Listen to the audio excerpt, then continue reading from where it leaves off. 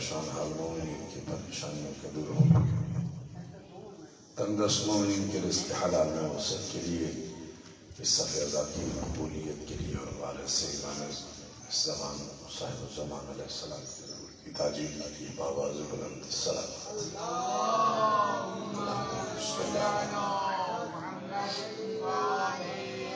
اعوذ باللہ من الشیطان الرجیم، بسم اللہ الرحمن الرحیم، نحمدک ونستعینک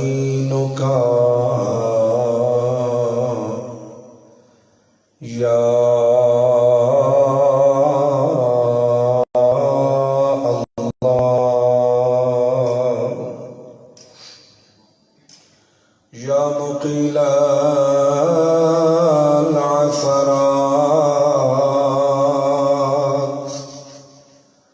یا کاشف الکربات، یا مجیب الدعوات،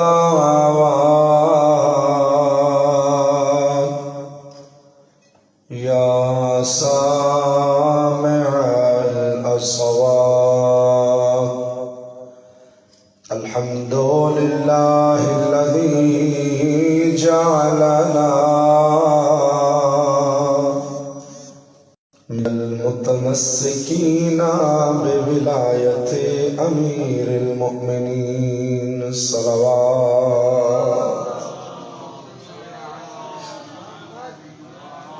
الصلاة والسلام على خير خلق الله، خير البرية وأفضل الأنبياء، صاحب النعمة العظمى والحجة الكبرى،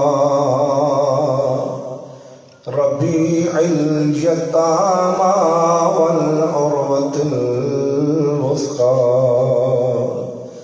شافع يوم الجزاء، محمد المصطفى.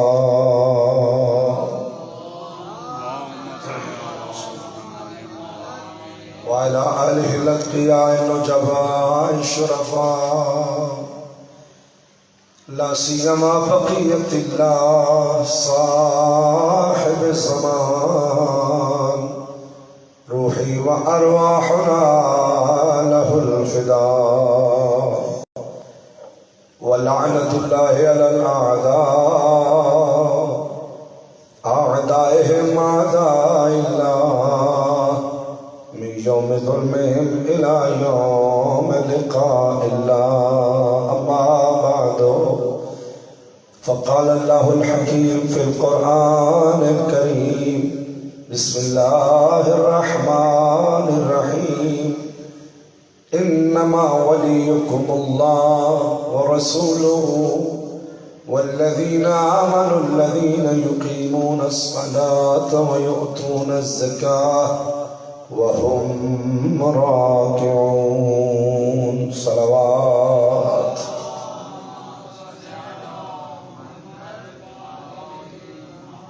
بزرگان گرامی، عزیزان مظلوم کربلا، بغیر کسی تمہید کے جس موضوع پر آپ کی خدمت میں گزارشات پیش ہو رہی ہیں، وہ موضوع ہے نظام ولایت. ولایت اللہ کا بنایا ہوا ایک نظام ہے. ولایت 3 شعبوں پر مشتمل ہے. جس طرح اللہ نے ارشاد فرمایا کہ اللہ بھی ولی ہے، یعنی توحید، رسالت بھی ولی ہے، اور امامت بھی مقام ولایت کو رکھتے ہیں. یہ جو نظام ولایت ہے، یہ ایک سلطنت رکھتا ہے. اس سلطنت کو حدیث قدسی میں کلمۃ لا الہ الا اللہ حسنی کا ایک دائرہ کار ہے ایک سلطنت ہے، اس سلطنت کے لیے ایک قانون مرتب کیا ہے نظام ولایت نے۔ نظام ولایت نے جو قانون بنایا ہے اس قانون کو اسلام کیا، اور قانون کی کتاب کو قرآن۔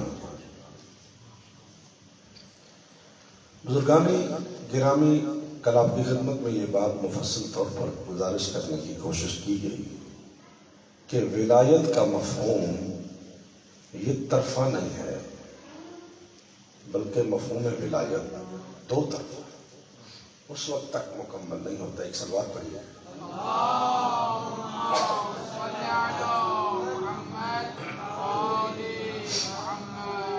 اس وقت تک مکمل نہیں ہوتا ہے جب تک کہ دو چیزیں آپس میں نہ ملیں۔ ولی کا مطلب ہے جو کنٹرول کرے، جو حکم کرے، اور جس کو کنٹرول کرے اسے عبد کہتے ہیں۔ لہذا نظام ولایت دو طرفوں سے مل کر بنتا ہے، ایک طرف ولی، دوسری طرف عبد۔ اگر عبد ہی نہ ہو تو ولی کس کا ہے؟ لہذا ولایت تب ثابت ہے جب کوئی عبد موجود ہو، اور عبد اسے نہیں کہتے جو کوئی بات مان لے، کوئی بات نہ مانے۔ اللہ ولی ہے تو رسول عبد ہے۔ تو رسالت مآب صلی اللہ علیہ وآلہ وسلم کی سیرت طیبہ میں ہمیں جو کچھ ملا ہے وہ یہی ملا ہے کہ حضور نے اتنی اطاعت کی ہے اپنے پروردگار کی کہ ایک سانس بھی بغیر مرضی پروردگار کے نہیں لی۔ پھر اللہ نے اس ولایت کو منتقل کر دیا اور کہا اب میرا رسول ولی ہے۔ تو عبدیت کی اس مقام پہ حضرت مولا متقیان شہنشاہ ولایت مولا علی ابن ابی طالب۔ تو پوری سیرت حضرت مولا متقیان پڑھ لیجئے، آپ کو کوئی لمحہ ایسا نہیں ملے گا کہ بطور ولی رسول نے کوئی حکم دیا ہو اور علی علیہ السلام نے اس کو انجام نہ دیا۔ اگر وہ ولی ہونے میں بے مثال ہے تو علی عبد ہونے میں بے مثال ہے۔ اور جو فرمانی بزرگان نے کیا، تو بہرحال ولی کے پاس ایک مطلق کنٹرول ہونا چاہیے۔ اس کا مقام امر ہے، اور عوام کو چاہیے کہ اس کی اتباع کرے۔ لہذا اللہ نے فقط یہ نہیں فرمایا کہ انما ولیکم اللہ ورسولہ، کہ ولی اللہ ہے رسول ہے، بلکہ ولایت کا مفہوم اس آیت کے ذریعے بھی سمجھایا۔ ولی اللہ ہے تو تمہیں کیا کرنا ہے؟ اللہ ولی ہے نا، وہ تو امر کرے گا۔ بطور عبد آپ کو کیا کرنا ہے؟ اطیعوا اللہ و اطیعوا الرسول و اولی الامر منکم۔ وہ جن کی ولایت کا اللہ نے تسلسل قائم کیا ہے، اب ان کے لیے آپ کو اللہ کی اطاعت بھی کرنی ہے، رسول کی اطاعت بھی کرنی ہے، اولی الامر کی اطاعت بھی۔ تو قرآن واضح طور پر ایک نقشہ انسان کے سامنے پیش کر رہا ہے، اس میں کوئی شک کی گنجائش اللہ نے چھوڑی نہیں کہ میری آپ کی کسی کی بھی کسی خامہ فرسائی کے لیے کوئی گنجائش باقی ہو کہ یوں نہیں ہونا چاہیے، یوں ہونا۔ جب قرآن ایک بات واضح طور پر کر رہا ہے تو پھر کسی کو کیا مجال ہے کہ وہ ادھر ادھر کی باتیں درمیان میں شامل کر کے اس مفہوم کو ڈائیورٹ کرنے کی کوشش کرے۔ قرآن واضح کہہ رہا ہے کہ یہ تین ولایتیں ہیں، ان کا کام ہے حکم دینا، اور تمہارا کام ہے اطیعوا اللہ و اطیعوا الرسول و اولی الامر منکم۔ تمہیں اطاعت کرنا ہے، اور اطاعت اس کو نہیں کہتے کہ کچھ کو مان لو کچھ کو چھوڑ دو، یہ اطاعت نہیں ہے۔ اطاعت یہ ہے کہ تمہاری زندگی کی ہر سانس، ہر لمحہ، ہر ادا، ہر صفت، ہر خصوصیت پابند مرضی ولی ہونی چاہیے۔ پھر تو عبد ہو. اگر پابند ولی نہیں ہو تو تمہارا تعلق اس ولی سے نہیں ہے. اگر اپنی مرضی پہ چل رہے ہو تو پھر ولی ہے آپ اپنے. جس طرح میں نے عرض کیا کہ خدا فرماتا ہے من اتخذ الہہ ہوا، جس نے اپنے آپ اپنے خواہشات نفسانیہ کو اپنا خدا بنا لیا. تو یہ نفسانی خواہشات تو اپنے خدا نہیں ہوتے. خدا کیوں کہہ رہا ہے کہ من اتخذ الہہ ہوا، جس نے بھی اپنی نفسانی خواہشات کو اپنا الہ بنا لیا ہے. یعنی خدا کہنا یہ چاہتا ہے جب تم نے میری بات نہیں مانی، جب مانی اپنے نفس کی ہے تو تیرا وہ خدا ہے، میں نہیں.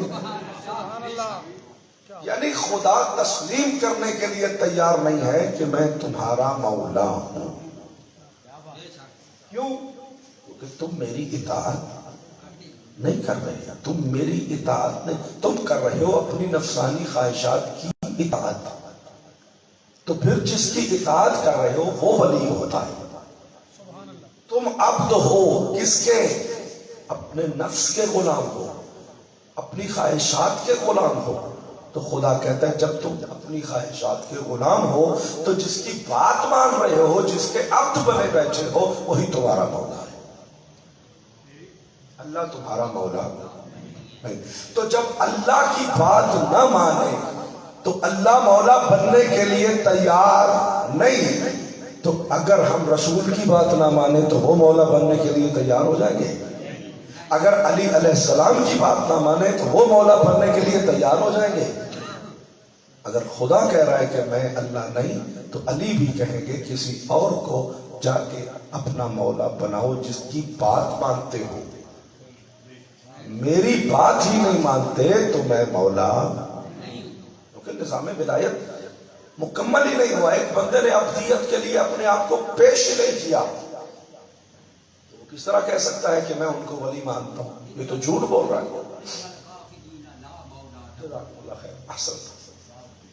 ایک آدمی دیکھیے، میں یہاں کا پیش نماز نہیں ہوں اور میں کہوں میں پیش نماز ہوں، ذیشان نہیں ہے تو میں جھوٹ بول رہا ہوں. اللہ اس کی زندگی دراز کرے میرے بھائی. میں جھوٹ بول رہا ہوں، میں نہیں ہوں پیش نماز کہہ رہا ہوں میں پیش نماز، تو میں جھوٹ بول رہا ہوں. ایک بندہ عبد نہیں ہے علی علیہ السلام کا، امتثال امر نہیں کرتا، اپنے آپ کو علی کے کنٹرول میں نہیں دیتا، پھر کہتا ہے کہ علی میرا ولی ہے، تو یہ جھوٹ نہیں بولتا. بولیے نا، یہ بندہ جھوٹ بولتا ہے یا سچ بولتا ہے؟ سچ بولنا ہے تو پھر اپنے کردار سے ثابت کرنا ہوگا کہ میں ان کو ولی مانتا ہوں. یہ زبان نہیں بتائے گی، یہ کردار بتائے گا کہ اگر اٹھنا بیٹھنا جاگنا سونا پوری زندگی کا ہر لمحہ ہر محیط اگر مرضی مولا سے چل رہا ہے تو اس کا مطلب کہ یہ شخص ولایت کے نظام کو مانتا ہے، حق رکھتا ہے کہ کہے علی میرا مولا ہے. میرا عزیزان محترم، اللہ نے نظام ولایت کو سمجھانے کے لیے کہا اطیعوا اللہ و اطیعوا الرسول. اور اس مقام پہ ایک جملہ میں نے پہلے عرض کیا، یہاں پھر وہ مناسبت ہے اس لیے میں پھر پیش کر رہا ہوں. وہ یہ ہے کہ اللہ نے اپنے بعد ولایت دی رسول کو، اور یہ ولایت وہی ولایت ہے جو اللہ کی ولایت ہے. ایک بندہ کہے نہیں یہ وہ ولایت نہیں ہے، یعنی رسول کا حکم اللہ کا حکم نہیں ہے، تو قرآن میں اللہ نے کہہ دیا من یطع الرسول فقد اطاع اللہ. جس نے رسول کی اطاعت کی اس نے اللہ کی اطاعت، جس نے رسول کی اطاعت نہیں کی توجہ چلا. یہاں ایک اور مرحلہ بھی ہے قرآن میں جو آپ نے سن رکھا ہے، لیکن میں آپ کو مربوط کر کے دے رہا ہوں تاکہ جوانوں کو کے لیے یہ تصویر اور واضح ہو جائے. وہ یہ ہے کہ قرآن میں اللہ رب العزت اپنے محبوب سے کہتا ہے کہ محبوب ان سے کہو، قل کا مطلب یہ ہے کہ خدا کہہ رہا ہے. قل محبوب آپ ان سے کہیے کیا ان کنتم تحبون اللہ فاتبعونی، کہ اگر تم اللہ سے محبت رکھتے ہو تو میری اتباع کرو. یعنی اگر اللہ کو مولا مانتے ہو، اللہ کی بات ماننا چاہتے ہو، تو میری اتباع کس کی؟ اللہ کی یا رسول کی؟ رسول فرما رہے ہیں اگر اللہ سے محبت رکھتے ہو تو مجھ محمد کی اتباع کرو۔ جب یہاں دو لفظ ہیں بڑی توجہ سے سمجھنے کے قابل، آج سمجھ لیں گے زندگی بھر کام آئیں گے جوانوں کے۔ میرے عزیزوں باتیں دو ہیں، ایک ہے اطاعت، ایک ہے اتباع۔ اطاعت اور چیز ہے، اتباع اور چیز ہے۔ اچھا اب آئیے، جب خدا نے اپنی طرف نسبت دی تو کہا اطیعوا اللہ، اللہ نے اپنی طرف نسبت دے کے اتباع نہیں کہا۔ خدا نے کہا میری اطاعت کرو، خدا نے کہیں بھی یہ نہیں فرمایا کہ میری اتباع کرو۔ خدا نے جب بھی کہا میری اطاعت کرو، خدا نے اپنے لیے اتباع کا لفظ استعمال نہیں کیا۔ اتباع کا لفظ قرآن میں اللہ نے رسول کی زبان سے رسول کے لیے کروایا ہے۔ اچھا رسول کے لیے دونوں لفظ استعمال ہو گئے، اطیعوا اللہ اور اطیعوا الرسول، تو یہاں اطاعت کا لفظ رسول کے لیے استعمال ہو گیا نا۔ پھر دوسری طرف استعمال ہوا قل ان کنتم تحبون اللہ فاتبعونی، اگر اللہ سے محبت رکھتے ہو تو مجھ محمد کی اتباع کرو۔ اللہ کے لیے ایک لفظ ہے اطاعت، اور رسول کے لیے دو لفظ ہیں، اطاعت بھی اتباع بھی۔ اور فرمائیے گا اب آخر پتہ تو چلے کہ اطاعت کسے کہتے ہیں اور اتباع کسے کہتے ہیں۔ یہ لفظ اتباع اللہ کے لیے استعمال کیوں نہیں ہوا؟ اور فرمائیے گا بھائی جان، اطاعت کہتے ہیں حکم ماننا، ٹھیک ہو گئے؟ اللہ حکم دے سکتا ہے، ہم مان سکتے ہیں۔ رسول حکم دے سکتے ہیں، ہم مان سکتے ہیں۔ مولا متقیان حکم دے سکتے ہیں، ہم مان سکتے ہیں۔ حکم دینا یہ امر ہے، مان لینا، اس کو پورا کر دینا یہ اطاعت ہے۔ تو لہٰذا یہ اللہ کی اطاعت بھی ہو سکتی ہے، نبی کی بھی ہو اور امام کی بھی ہو سکتی ہے۔ لیکن اتباع کیا ہے؟ اتباع ہے کسی شخص کو فالو کرنا، کسی کو دیکھ کر اس کی نقل اتارنا۔ جو کوئی آپ کے سامنے کر رہا ہے ویسا کرنا۔ توجہ، تو جس کو آپ دیکھ رہے ہیں اسے کہتے ہیں ماڈل، ہے نا جناب؟ جس کو آپ دیکھ کے کر رہے ہوتے ہیں اسے کیا کہتے ہیں؟ یہ ہے ہمارے لیے ماڈل۔ آپ نے گھر بنانا ہے یا امام بارگاہ کی تعمیر کرنی ہے، پہلے آپ ایک تیار کرتے ہیں، کیا؟ ماڈل، تاکہ اس نقشے اور اس کے اوپر وہ ماڈل بنا کے پھر اس کے مطابق آپ یہ بلڈنگ بنانا چاہتے ہیں۔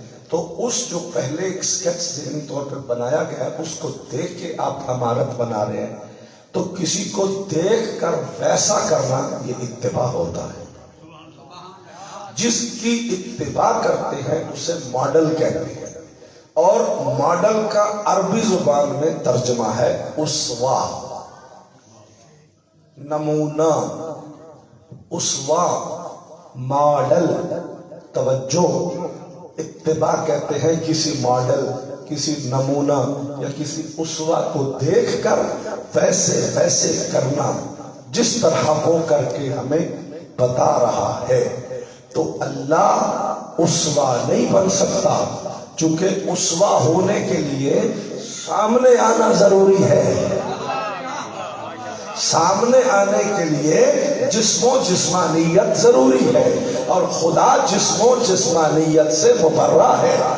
خدا جسم نہیں رکھتا، لہذا خدا ہمیں دکھائی نہیں دے سکتا۔ ہم نہیں دیکھ سکتے کہ خدا کیا کر رہا ہے تاکہ ویسے ہم کریں، اور کر بھی نہیں سکتا۔ ہمیں پڑھنی ہے نماز، اللہ تو کسی کی نماز نہیں پڑھتا۔ توجہ فرمائیں گے، اللہ تو نماز نہیں پڑھتا، تو لہذا اللہ کہہ سکتا ہے نماز پڑھو، لیکن اللہ نماز پڑھ کے نہیں دکھا سکتا۔ لہذا اللہ کی اطاعت تو ہو جائے گی، اللہ کی اتباع نہیں ہو سکتی، لیکن رسول کی حیات طیبہ میں مقام ولایت کے تنزلی مرتبے میں کہ جب ولایت رسول کے پاس ہے اطاعت بھی ممکن ہے، اتباع بھی ممکن ہے، اطاعت بھی ممکن ہے، اتباع بھی ممکن ہے۔ جب رسول حکم دیں گے ہم اس کو تسلیم کر کے عمل کریں گے تو یہ اطاعت ہوگی، جب رسول ہمیں کر کے دکھائیں گے تو ویسا ویسا کرنا یہ رسول کی اتباع ہوگا۔ تو خدا یہ نہیں چاہتا کہ تم فقط اطاعت کرو، یعنی کیا مطلب؟ یعنی یہ مطلب کہ رسول نے کہا نماز پڑھو کہ تسی اپنی مرضی نال شروع ہو جاؤ، جویں آندی ہے جویں کسی کا دل کرتا ہے تو یہ بندہ شروع ہو گیا، اطاعت ہو گئی۔ لیکن خدا یہ نہیں چاہتا، خدا یہ چاہتا ہے کہ محبوب نماز پڑھے۔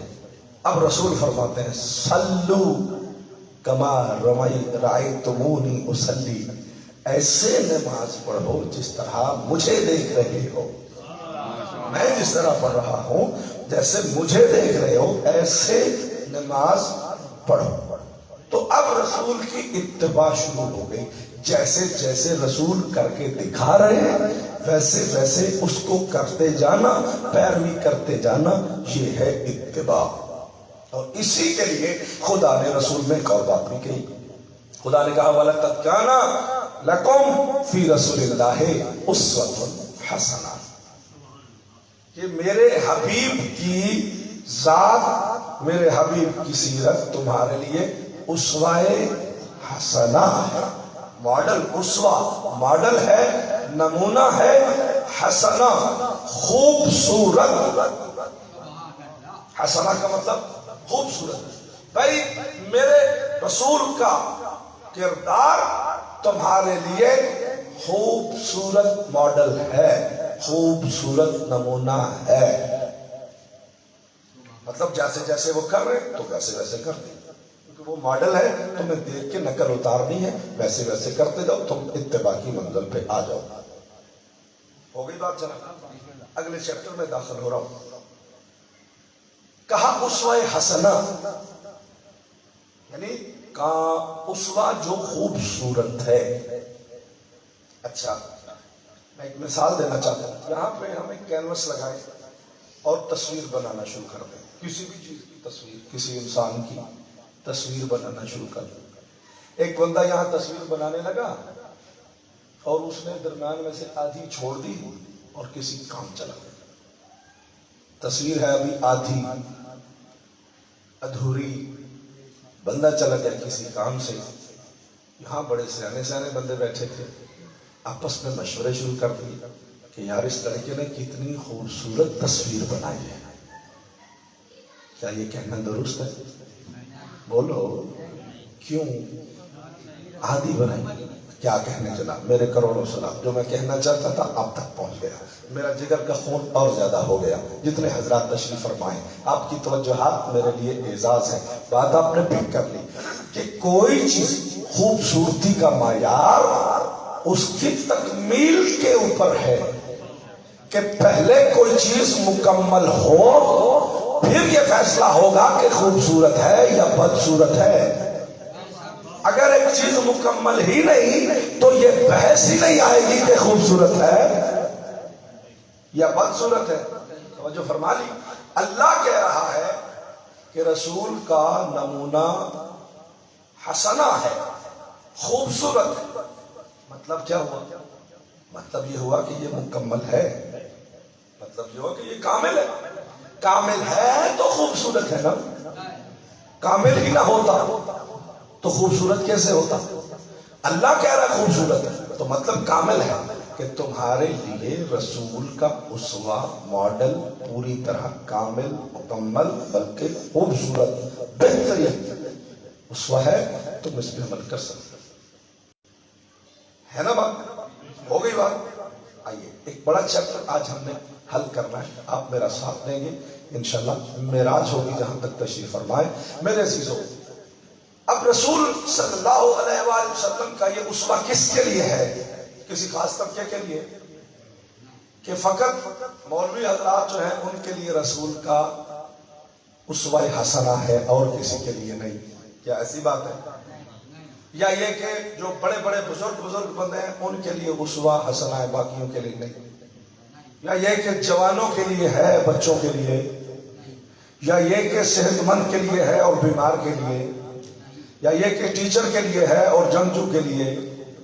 کہ جس صنف آدمیت سے کوئی تعلق رکھتا ہے، جس شعبہ زندگی سے کوئی تعلق رکھتا ہے، چاہے وہ حکمران ہے تو اس کے لیے اسوہ رسول ہے، اگر وہ سپہ سالار ہے تو اس کے لیے اسوہ رسول ہے، اگر کوئی معلم ہے تو اس کے لیے اسوہ رسول ہے، اگر کوئی جوان ہے تو مصطفیٰ کی جوانی کو دیکھے، اگر کوئی بزرگ ہے تو مصطفیٰ کے بڑھاپے کو دیکھے، اگر کوئی کسی بھی شعبہ زندگی سے تعلق رکھتا ہے، ہر شعبہ زندگی کے ہر فرد کے لیے رسول اللہ کی حیات طیبہ کامل، حسین، بہترین ماڈل ہے، ویسا ویسا کرتا جائے، اتباع کی منزل پہ فائز ہوتا جائے۔ وَلَقَدْ كَانَ لَكُمْ، اس لکم میں ہر کوئی آئے، ہمارے لکم سب، اب اس میں امت جتنی بھی ہے وہ ساری کی ساری آتی ہے، کہ پوری امت کو یہ کہا جا رہا ہے کہ سب کے لیے رسول اسوہ حسنہ۔ اور فرمائیے، جملہ قیمتی ہے، جو آپ ادھر ادھر دیکھیں گے تو ضائع ہو جائے گا۔ بزرگان گرامی، سب امت کے لیے ہے نا؟ اچھا، اس میں کوئی بھی مستثنا نہیں نا؟ اچھا ٹھیک ہے، تو جو خواتین ہیں کیا یہ امت ہیں یا امت سے خارج ہیں؟ امت ہیں۔ اچھا، جو احکامات مردوں اور خواتین کے مشترک ہیں، نماز پڑھنا، روزہ رکھنا، یہ چیزیں، تو اس میں تو مرد و عورت کے لیے رسول اسوہ ہیں۔ کچھ ایسے احکامات ہیں کہ جو فقط خواتین کے ساتھ مختص ہیں، اور ماڈل بتانے کو نہیں کہتے، میرا ساتھ دیں گے آپ، اور یہاں جو پیچھے رہ جائے گا مجھے دکھ ہو جائے گا، میں نے گھنٹہ ہوا محنت کرتے ہوئے بات سمجھاتے ہوئے۔ بزرگان گرامی، اسوہ ہے ماڈل ہوتا ہے کر کے دکھانا، بتانا نہیں، بتانا تو اطاعت ہوتی ہے نا، کر کے دکھانا ہے ماڈل۔ خدا کہہ رہا ہے سب کے لیے نمونہ عمل ہے، ساری امت کے لیے ہے، تو عورتیں بھی اس میں داخل ہیں، تو عورتوں کے جو احکامات مردوں کے ساتھ مشترک ہیں وہاں تو ماڈل ہو گئے۔ اب جو خواتین کے مخصوص احکامات ہیں وہ رسول کیسے کر کے دکھائیں؟ ایک ماں چاہے کہ ماں کو کیسا ہونا چاہیے تو رسول کیا کر کے دکھائیں گے؟ ایک بیٹی چاہے کہ میں اسوہ دیکھوں کہ بیٹی کو کیسا ہونا چاہیے، ایک زوجہ چاہے کہ دیکھے کہ زوجہ کو کیسا ہونا چاہیے، تو رسول زوجہ کو کیا کر کے دکھا سکتے ہیں؟ رسول تو ظاہری طور پر مردوں کی شکل میں آئے، خدا کہہ رہا ہے حسین اور کامل نمونہ ہے، خدا کہہ رہا ہے حسین اور کامل نمونہ ہے۔ یہاں خواتین بھی امت میں داخل ہے، ان کے مخصوص احکامات میں رسول کچھ بھی کر کے نہیں دکھا سکتے۔ توجہ، تو پھر یہ کامل ہے، کامل ہی نہیں تو حسین ہے، حسین ہی نہیں تو خدا کیوں کہہ رہا ہے؟ پھر قرآن کو لے کے کہاں جاؤ گے؟ مسلمانوں، تمہارے پاس کوئی رستہ ہی نہیں ہے بھاگنے کا سوائے اس کے کہ تم مان لو مصطفیٰ کہہ رہے الفاطمہ تو بضعۃ منی، فاطمہ میری رسالت کے اسوے کی تکمیل کا نام ہے۔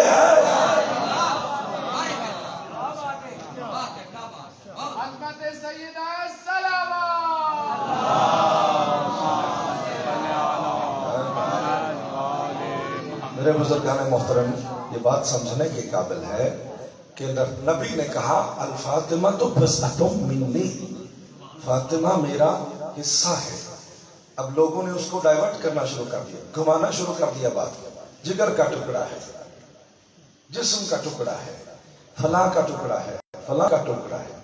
اگر نبی، توجہ جملہ میں بات حل کرتا ہوں، اگر ہم یہ کہیں کہ نبی یہ کہنا چاہتے ہیں کہ میرے جگر کا ٹکڑا ہے، فاطمہ کے نبی کے جگر کا ٹکڑا ہونے سے نبی کا اسوہ کامل ہوتا ہے؟ بدن کا ٹکڑا ہونے سے نبی کے اسوے کا کچھ سنورتا ہے؟ اگر فاطمہ رسول کے جگر کا ٹکڑا ہو تو رسول کا اسوہ تو ادھورے کا ادھورا ہی رہے گا نا۔ توجہ. تو رسول کا اسوہ اگر ادھورا رہے تو قرآن کی بات بھی ضائع ہو جائے گی، اللہ کا فرمان جھوٹ ثابت ہو جائے گا، نعوذ باللہ. تو پھر آپ جناب سیدہ کے فضائل کو انکار کرنے کے چکر میں رسول کے اسوہ کا بھی بیڑا گرک کریں گے، خدا اور اس کے قرآن کو بھی جھٹلا کے رکھ دیں گے. اسلام کہاں ہے؟ دشمنی فاطمہ کے لیے خدا کو بھی انکار کرنا پڑے تو لوگ کرنے کے لیے تیار ہیں، لیکن فاطمہ کی عظمت کو ماننے کے لیے تیار نہیں ہے. نبی کو اس سے کوئی غرض نہیں ہے، نبی کی جان بھی جائے تو جائے، نبی کے رشتہ دار جاتے ہیں تو جائے. نبی تو لوگوں کی رشتہ داریاں پالنے کے لیے نہیں آئے. اللہ نے کہا تھا وما محمد الا رسول، یہ کسی کا رشتہ دار نہیں ہے، یہ رسول ہے. رشتہ دار بننے کی کوشش نہ کرے، محمد بس رسول ہے. تو جب وہ بس رسول ہے تو اسے رسالت سے غرض ہے، اور رسالت اتباع سے مشروط ہے، اور اتباع کامل چاہیے. اتباع کامل تب ہے جب رسول کے ساتھ بطول کا اسوہ مل جائے تو یہ پوری امت کے لیے کامل ترین نمونہ بن جاتا ہے. تو اس اعتبار سے فاطمہ کی سیرت صرف نسواں کے لیے فاطمہ کی سیرت نہیں بلکہ رسول کا اسوہ ہے. نہیں میرا ساتھ دیا اس مقام پہ آپ نے دکھ ہو جائے گا مجھے. جناب فاطمہ کی سیرت صرف نسواں کے لیے اسوہ رسول ہے، اسوہ رسول ہے. فاطمہ کی سیرت میں پھر کہہ رہا ہوں، فاطمہ کی سیرت اسوہ رسول ہے صرف نسواں کے لیے. پھر سمجھو، فاطمہ کی سیرت اسوہ رسول ہے. نہیں بولوں گا آگے جب تک آخری بندے تک میری طرف توجہ نہیں کرے گا. فاطمہ سلام اللہ علیہا کی سیرت، کیونکہ مجھے اس سے بڑا جملہ کہنا ہے، میں انتظار کر رہا ہوں کہ بندے توجہ کر رہے ہیں میری بات کو اوپر کان سے سر سے سرکا دیں گے. فاطمہ کی سیرت صرف نسواں کے لیے اسوہ رسول ہے. تو آپ پھر اندازہ کرو، ادھر فاطمہ آئے محمد اس کے احترام بیٹی کا نہیں کرتے، اسوہ رسول کا احترام کرتے. لبیک یا زہرا، لبیک یا زہرا، لبیک یا زہرا، لبیک یا زہرا، لبیک یا زہرا. اور محمد وآل محمد صلوات.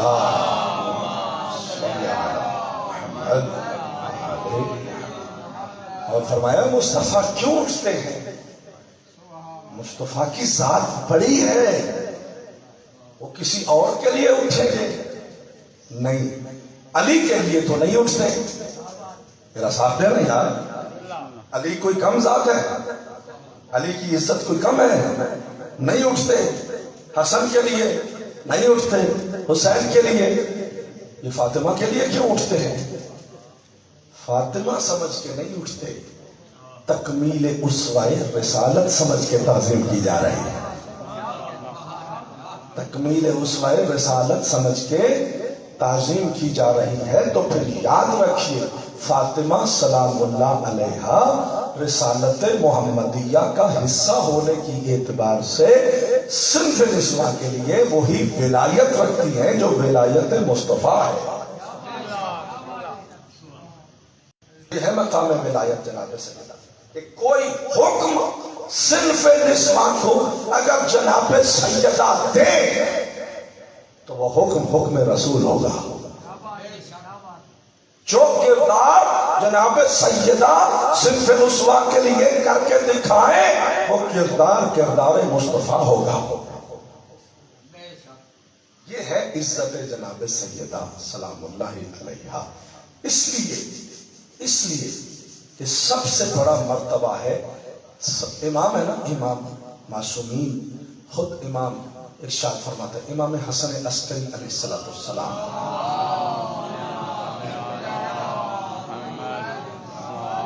بس آج کی بات یہیں پہ تمام کرتے ہیں اور مصائب کا جملہ پڑھتا ہوں. بزرگان گرامی خود امام فرماتے ہیں کہ نحن حجت اللہ علیکم جدتنا فاطمہ الزہرا حجت اللہ علینا. ہم اللہ کی طرف سے تم پر حجت ہے اور فاطمہ اللہ کی طرف سے ہم پر حجت ہے. حجت ہے، حجت ولایت رکھتی ہے، حجت ولایت رکھتی ہے۔ لہذا امام فرما رہے ہیں کہ فاطمہ ہم پر حجت ہے، حجت ہے۔ کیوں؟ اس وجہ سے کہ یہ حصہ ہے نبی کے کردار کا، یہ بضعۃ منی ہے رسول کے لیے۔ اسوہ فاطمہ در حقیقت اسوہ رسول ہے۔ بزرگان گرامی، یہ ولایت کا سسٹم ہے، ایک نظام ہے جس کو ہم تک پہنچایا جا رہا ہے، یہ نظام ہے جس کو کامل طریقے سے ہمارے لیے وضاحت کی گئی ہے۔ کوئی بھی گوشہ تشنائے بیان نہیں ہے، اس کو ہم نے الماریوں کی زینت بنا کے صرف نظر کر دیا ہے، اس سے اعراض کر کے پھر رہے ہیں، اس سے بے اعتنائی کر کے اس کی توہین کا باعث بن رہے ہیں ہم لوگ۔ لہذا ہمیں اپنی اصلاح کی ضرورت ہے، اور یہ ہمیں پھر ہاتھ باندھ کے ساتھ جوان باطنی بزرگ جتنے ہیں ان سے گزارش کروں گا کہ یہ امام کا کام امام پہ رہنے دیں، امام کے اختیارات کو اپنے ہاتھ میں کوئی بھی نہ لے، دوسرے کے کیلے نکالنا یہ امام کا کام ہے، دوسرے کی تنقید کرنا، دوسرے کے پیچھے لگ جانا، دوسرے کی جان کھانا، یہ ہمارا کام نہیں ہے، ہمارا کام ہے اپنی اصلاح کرنا۔ لہذا کوشش ہم یہ کریں کہ امام کے دین کے ساتھ مخلص ہوں۔ بڑی بڑی مسجدیں بنانا یہ امام کی بارگاہ میں ہمیں سرخرو نہیں کرے گا، بڑی بڑی امام بارگاہیں بنانا یہ امام بارگاہ کی بارگاہ میں ہمیں سرخرو نہیں کرے گا، بہت بڑی بڑی مجالس کروانا یہ امام کی بارگاہ میں ہمیں سرخرو نہیں کرے گا، بہت زیادہ زور زور سے ماتم کرنا یہ امام کی بارگاہ میں ہمیں سرخرو نہیں کرے گا، بہت زیادہ نیاز اور دیگیں پکا کے لوگوں کو کھلانا یہ امام کی بارگاہ میں ہمیں سرخرو نہیں کرے گا۔ ہمیں سرخرو کرے گا کہ آپ اگر امام کی بارگاہ میں چھوٹا سا عمل بھی پیش کر رہے ہیں، اگر وہ مخلصانہ طور پر امام کی خدمت میں پیش ہو رہا ہے تو وہ کروڑوں روپے کے عمل سے زیادہ افضل ہے۔ اس دربار میں کسی کی حیثیت نہیں دیکھی جاتی، اس دربار میں لوگوں کی نیت دیکھی جاتی ہے۔ ایک امیر کبیر آدمی کروڑوں روپے خرچ کر دے لوگوں کے دکھاوے کے لیے، اور ایک غریب آدمی 1 روپیہ خرچ کرے جو اس کی بساط ہے، تو امام کی نظر میں وہ روپیہ زیادہ افضل ہے ان کروڑوں سے جو لوگوں کو دکھانے کے لیے پیش کیا گیا ہے۔ ایسے واقعات ہیں کہ ایک بی بی ہے، پرانے زمانے میں جب امام کی خدمت میں وہ آتے تھے نا لے کر دور دور سے مال خراج، تو حکومتیں تو بہت سخت تھی، مال خراج کو امام تک جانے نہیں دیتے تھے لوگ۔ ایک آدمی جو شیعہ یہاں سے چلا امام کی بارگاہ میں جانا ہے، سب لوگ کو پتہ ہے کہ یہ اچھا اعتماد والا بندہ ہے، تو اپنے اپنے ہدیے، اپنے اپنے تحفے اپنی اپنی طرف سے خمس اس کو آ کے دیتے تھے کہ یہ ہماری امانت ہے، یہ جا کے امام کی بارگاہ میں پہنچا دینا۔ تو ایک خاتون تھی کہ جس کے پاس ایک یا درہم کہتے ہیں، ایک درہم تھا، یا وہ اٹیاں جو اس وقت بانٹتی تھی ان میں سے ایک اٹی تھی، یا کپڑا تھا، یا جو بھی تھا، کوئی چھوٹی موٹی چیز، بہرحال روایات مختلف ہیں، وہ دے دی۔ اور جو لے کے گیا اس کی نظر میں وہ اتنی کم اہمیت تھی کہ اسے بھول ہی گیا کہ وہ کیا چیز تھی، اس کے سامان میں کہیں اس نے رکھی، پھر اس نے اس کی اطلاع ہی نہیں کی۔ بڑے بڑے سامان، بڑے بڑے تحفے، بڑے بڑے پیسے، اشرفیاں، زیورات لوگوں نے دے کے بھیجے تھے، اس نے جا کے امام کی بارگاہ میں گٹھلی رکھی اور کہا مولا یہ فلاں کی طرف سے ہے، یہ فلاں کی طرف سے ہے، یہ فلاں کی طرف سے ہے، یہ فلاں کی طرف سے ہے، سب کچھ جب بتا دیا امام نے سب کچھ دیکھا، اچھا اچھا ٹھیک ہے، چلو ان کو ادھر کرو، وہ بتاؤ وہ جو بی بی نے دیا تھا وہ کدھر ہے؟ توجہ فرمایا؟ کیونکہ وہاں کسی کی حیثیتیں کام نہیں آتی، وہاں نیت کام آتی کہ آپ نے کتنے خلوص کے ساتھ امام کی بارگاہ میں اپنا عمل پیش کیا ہے۔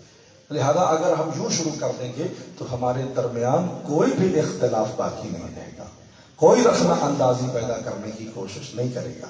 یہ تب ہوتا ہے جب ہم کام امام کے لیے نہیں کر رہے ہوتے بلکہ اپنی انا کے لیے کر رہے ہوتے۔ تب ہمیں اپنی اپنی پڑی ہوتی ہے کہ میں یوں کرنا چاہتا ہوں، وہ کہتا ہے نہیں نہیں میں یوں کرنا چاہتا ہوں، وہ کہتا ہے نہیں میں یوں کرنا چاہتا ہوں، ایک کہتا ہے میری نہیں مان رہے، دوسرا کہتا ہے میری نہیں مان رہے، تیسرا کہتا ہے میری نہیں مان رہے، وہ اپنی مسجد بنا لیں گے، وہ اپنی مسجد بنا لیں گے، وہ اپنی مسجد. اس طرح تو پھر سنگتیں جدا ہو جاتی ہیں، ماتمی سنگتیں، امام بارگاہیں الگ الگ بننا شروع ہو گئی ہیں. اسی طرح مسجدیں بھی جدا جدا بننا شروع ہو گئی. ایک ایک گاؤں میں پہلے ایک ماتمی سنگت تھی، پھر 10 ہو گئی. امام کی وجہ سے، امام کی محبت میں نہیں، انا کی وجہ سے. میں یوں کرنا چاہتا ہوں، میری بات نہیں مانی، ہم اپنا قبلہ ہی الگ کر لیتے. میں یوں کرنا چاہتا ہوں، میری بات نہیں مان رہے، چلو الگ کرو، سارا کام اپنی برادری لا کے. اور برادری بھی مگر یعنی برادری کو بھی اس کی حیثیت اور عزت کی خبر ہے، امام کی عزت اور عزاداری کے شکوف کا خیال نہیں ہے، تو وہ برادری بھی جائے بھاڑ میں، جو امام کو چھوڑ کے کسی اور کے پیچھے جا رہی ہے. نہ اس برادری کی کوئی حیثیت ہے، نہ اس پیسے کی کوئی حیثیت ہے، نہ اس انا کی کوئی حیثیت ہے جو امام کے لیے نہیں بلکہ دنیا داری کے لیے ہو رہی ہے. سیاست، اور وہ بھی امام بارگاہوں میں آ کر سیاست کا، اور ووٹ ڈالنے کے لیے، ٹکٹ لینے کے لیے، سیاست کرنے کے لیے تھوڑا میدان تو نہیں، امام بارگاہوں اور مسجدوں میں بھی آ کر وہی سیاست. میری چودراہٹ ہو جائے، میرا نام ہو جائے، میرا اگر ہو بھی جائے گا تو ملے گا کیا؟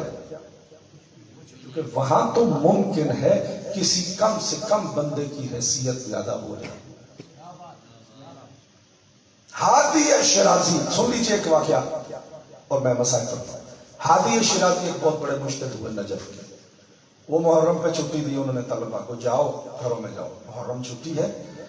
بس یہ ہے کہ میں استاد ہونے کی حیثیت سے نصیحت کر رہا ہوں کہ جو بھی جائے وہ اس محرم میں، چونکہ آپ لوگ طلبہ ہیں، کسی نہ کسی پلیٹ فارم پر امام مظلوم کربلا کے واقعات ضرور لوگوں کو سنائیں. یہ ہماری ذمہ داری ہے. طلبہ چلے گئے، کچھ خطابت جانتے تھے، وہ مختلف شہروں میں چلے گئے. ان میں سے ایک بالکل ایسا نوجوان تھا جو خطابت کرتا ہی نہیں تھا، اسے پتہ ہی نہیں تھا. اس کا نام تھا جعفر. تو پہلی رات جب گزری نا تو علامہ ہادی شیرازی نے سارے طالب علموں کو واپس بلایا. سب نہ جانے کہاں کہاں تھے، سارے واپس آئے. کہا وہ جعفر کدھر؟ کہا جی وہ تو کہیں نظر نہیں آیا، ڈھونڈ کے لایا گیا. اب سارے طالب علم بھی اکٹھے. جعفر آیا، حالانکہ وہ کلاس کا بہت چھوٹا طالب علم تھا. جیسے ہی وہ جعفر آیا، مجتہد نے اٹھ کے احترام کیا، سینے سے لگایا، پیار کیا، منہ چوما، اتنی عزت دی. کہا جعفر یہ تو بتا، پہلی ہی محرم کی رات میں تم نے کیا کر دیا؟ پہلی ہی رات میں تم نے کیا کر دیا؟ کہا استاد جی میں تو کچھ بھی نہیں ہوں، مجھے تو پتہ ہے آپ کو نہ خطابت آتی ہے، نہ اچھی طرح سے کلاسیں پڑھ سکتا ہوں، میں تو بہت چھوٹا ادنا سا طالب علم ہوں.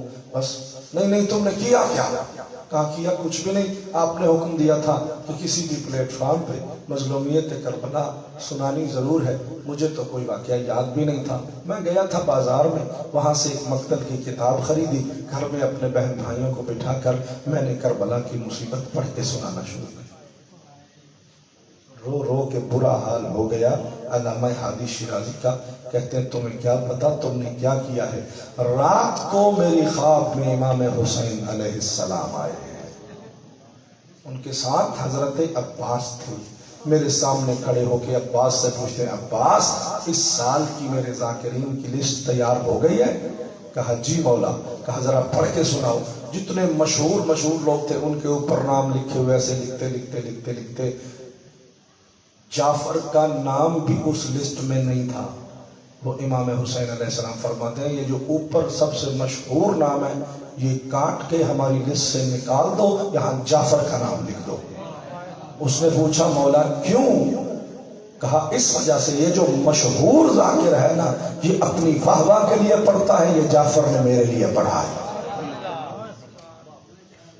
لہٰذا وہاں پہ حیثیتیں نہیں دیکھی جاتی. عزیزان اگر ہمیں اپنی آخرت کی فکر ہے، اگر ہمیں امام زمان کو راضی کرنا ہے، اگر ہمیں عزاداری کے شکوہ کو برقرار رکھنا ہے، ملت تشیع کی سربلندی کے لیے کام کرنا ہے، تو اپنی برادری، اپنی انا، اپنی ان سب چیزوں سے بالائے تر ہو کر بہت اوپر جا کے اس کی خدمت کرنا ہوگی، تب امام ہم سے راضی ہو. ایک صلوات پڑھیے محمد وحید بیت.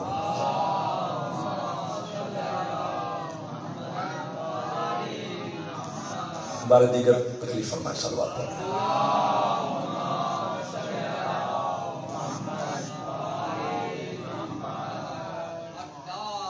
اللہم صلی اللہ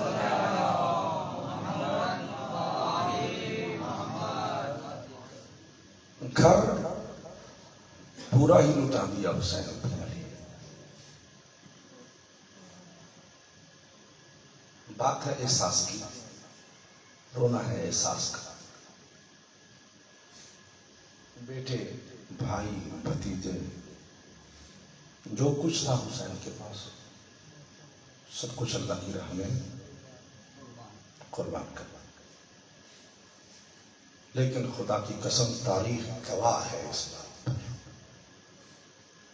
کسی شہید کی شہادت نے اتنا فائدہ حسینیت کی تحریک کو نہیں دیا جتنا فائدہ جناب رباب کے 6 مہینے کے بچے نے دیا۔ جیو بھائی، سلامت رکھو بہنوں کے پردے سلامت۔ جن کی چھوٹی اولاد ہے مالک کائنات ان کو زندگی عطا فرمائے، جو بے اولاد ہے مالک صاحب اولاد فرمائے۔ بس ایک لمحہ لگائے ہر آنکھ برس گئی، کیونکہ درد ہے کلیجے میں حسین ابن علی کا۔ اجزان محترم، شام، کوفہ، حلب، رقہ، مختلف شہروں کے بازاروں میں سب نوک نیزہ پر سوار ہوتے تھے، لے کے جاتے تھے۔ جو نہیں جانتے ہوتے تھے لوگ، جن کو بتایا گیا تھا کہ یہ باغی کی جنگ ہوئی ہے، باغی مارے گئے ہیں، تو لوگ جب نوک نیزہ پہ سر دیکھ، عباس کا سر دیکھ کے لوگ کہتے تھے کہ یہ جنگجو ہوگا، لڑا ہوگا، مارا گیا۔ اکبر کا سر دیکھ کے لوگ کہتے ہوں گے جنگ ہوئی ہے، مارا گیا ہوگا۔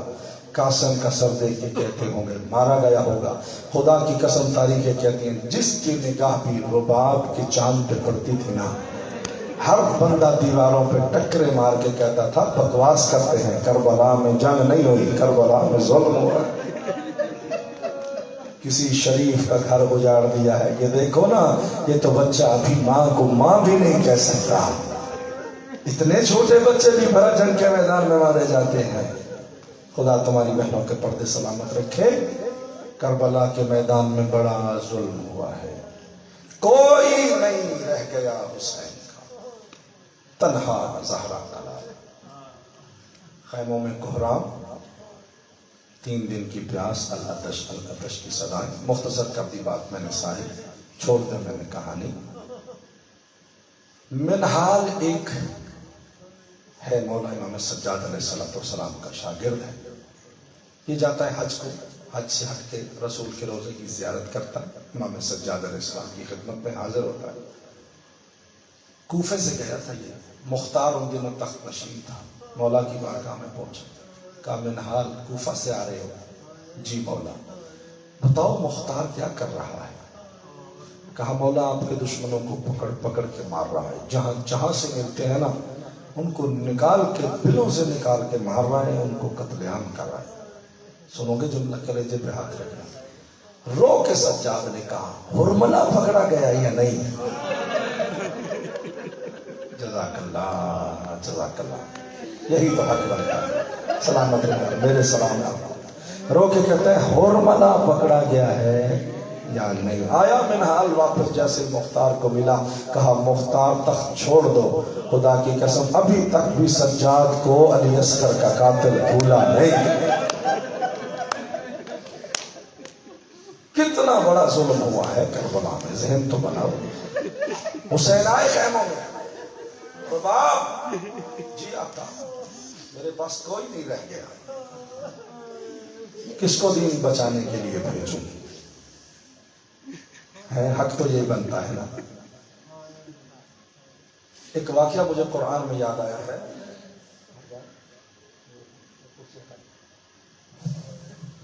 چند لمحے مجھے اور دیں گے آپ۔ قرآن میں ایک واقعہ ہے حضرت موسیٰ علیہ السلام کا، چھوٹے تھے نا، فرعون دشمن تھا، بچوں کو مار رہا تھا بنی اسرائیل کے۔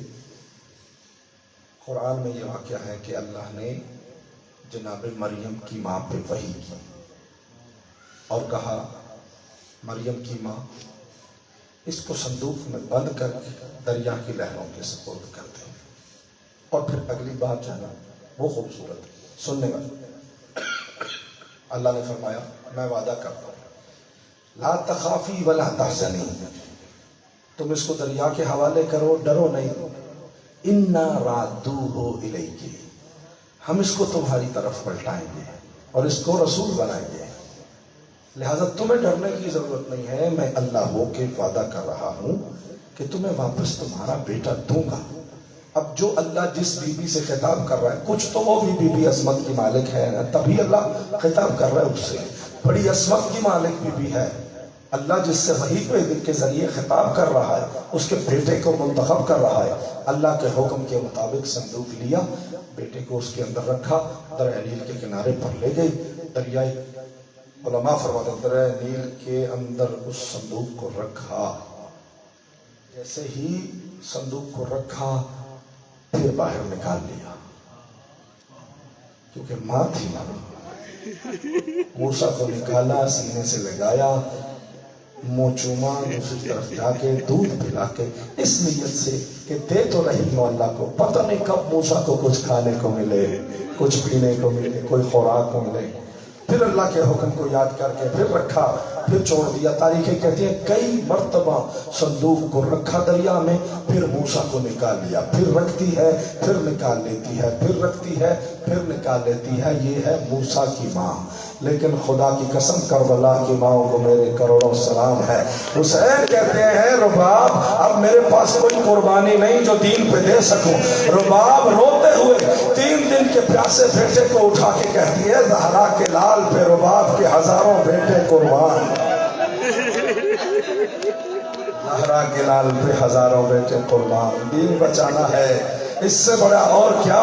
اے میں مولا میں باقی ماؤں سے زیادہ تمہاری شکر گزار ہوں، چونکہ ہر قربانی ماں کی اپنے پاؤں پہ چل گئی ہے. تو زہرا کا لال کتنا کریم ہے، میری قربانی ہاتھوں پہ اٹھا کے لے کے جائے گا. اٹھایا حسین نے قوم اشقیاء کے سامنے. ختم ہوگی پڑھائی جی، 2 جملے اور کہنے یہی مصیبت ہے، آنسو آگے کافی ہے. میرے بھائیوں میرے عزیزوں، اس طرح ابا کا دامن بچھائے میرے مولا حسین لے کے گئے بلا تشبیہ. ظالم خود روایت کرتے ہیں کہ ہم نے سمجھا کہ اب حسین کا کوئی رہ نہیں گیا، حسین کو اکبر کی موت نے مار دیا ہے، اب قرآن لے کے آ رہا ہے، ہماری منتیں کرے گا. امام تھا، ہمارے لبوں کی بات کو سمجھ گیا.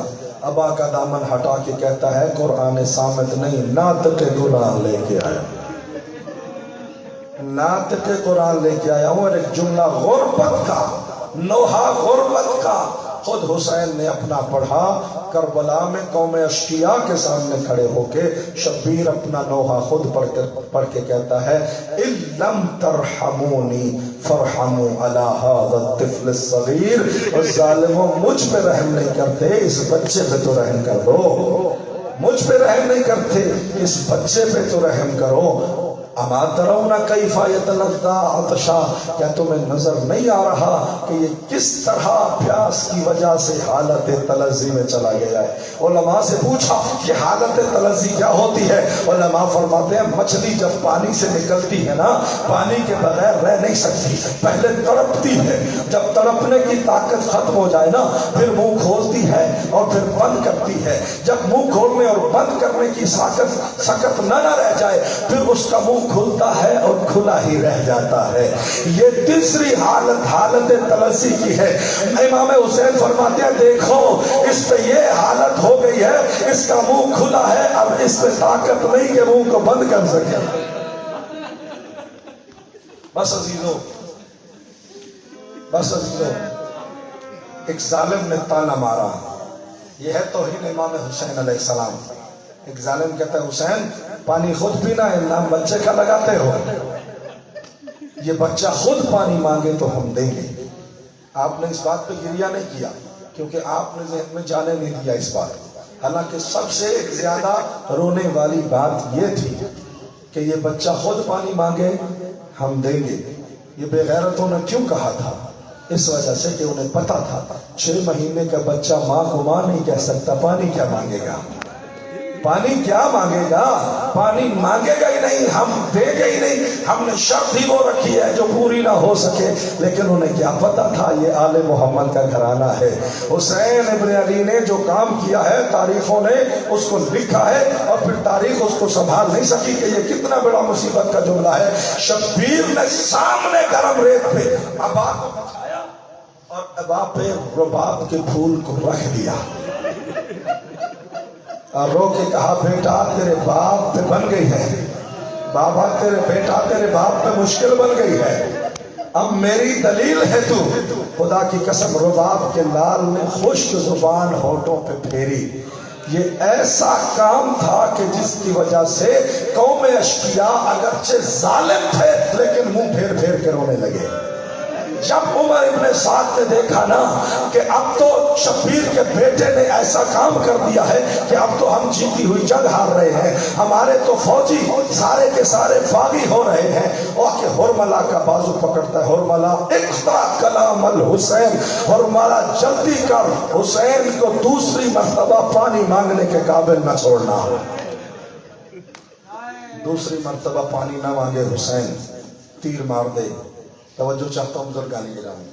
گرم ریت پہ شبیر نے سلایا، میں یہیں پہ چھوڑ رہا ہوں نمبر. گرم ریت پہ شبیر نے سلایا تھا، نیچے سے ریت گرم ہے، اوپر سے سورج کی گرمی. 3 دن کا پیاسا بیٹا شبیر برداشت نہیں کر سکے، جلدی سے جا کے بیٹے کو اٹھا لیا، جلدی سے جا کے بیٹے کو اٹھا لیا. ادھر حسین نے بیٹے کو اٹھایا اور ہرملا نے تیر کو کمان میں رکھا. نہیں توجہ فرمائی، نہیں توجہ فرمائی.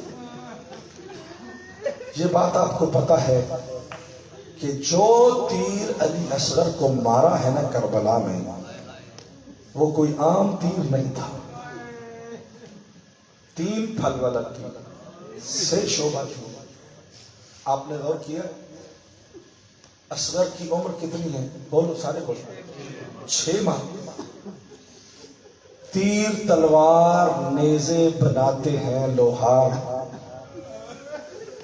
تیر بنائے جاتے ہیں جنگ میں یا جوانوں کو مارنے کے لیے یا حیوانوں کو مارنے کے لیے. وہ کون سا لوہار ہے جو وہ تیر بناتا ہے جو 6 مہینے کے بچوں کو مارے جاتے ہیں؟ ہے کوئی ایسا تیر؟ ہے کوئی ایسا تیر جو 6 مہینے کے بچے کے لیے بنایا جائے؟ 6 مہینے کے بچوں پہ جنگ پہ ظلم نہیں کیے جاتے. جوان جنگجو ہوتے ہیں ان کے مارنے کے لیے تیر ہوتے ہیں. جوانوں کے لیے اگرچہ وہ جوان ہوتے ہیں تیر الگ ہوتے ہیں، لیکن جو جانور ہوتے ہیں ان کے لیے تیر الگ بنائے جاتے تھے. قسمت رباب کی اپنی جس کے 6 مہینے کے بچے کے لیے تیر وہ نہیں تھا جو جوانوں کو مارا جاتا ہے، تیر وہ تھا جو جنگ میں گھوڑوں کو مارا جاتا ہے. خدا کی قسم تیر وہ تھا جو جنگ میں گھوڑوں کو مارا جاتا ہے. تیر وہ تھا جو سب سے بڑا تیر تھا، اور تیر انداز وہ تھا جو 1000 تیر انداز کا استاد تھا. یہ ظالم تیر کمان میں رکھ کے پورا زور لگاتا ہے. اور خدا کی قسم تاریخ نے یہ جملہ لکھا کہ شبیر کے اور بھی بیٹے مرے لیکن شبیر کے سامنے نہیں مرے. شبیر نے ان کو اکبر کو پرچی لگی، شبیر بعد میں پہنچے. قاسم پہ گھوڑے دوڑے، شبیر بعد میں پہنچے. عباس کے بازو کٹے، شبیر بعد میں پہنچے. لیکن یہ کربلا کا واحد شہید ہے رباب کا لال کہ جب تیر لگا حسین کہتے ہیں اصغر میری گود میں تھا، میں اصغر کا چہرہ چومنے جا رہا تھا. شبیر اصغر کے رخسار پہ بوسہ دے رہا تھا. ادھر سے ہرملا کا تیر لگا، شبیر کا بیٹا ذبح ہوا. مولا امام زمانہ نے لوہا پڑھا، میرا سلام ہو کربلا کے شہید پر. ذبح من الاذن الی الاذن، جو ایک کان سے لے کر دوسرے کان. اللہ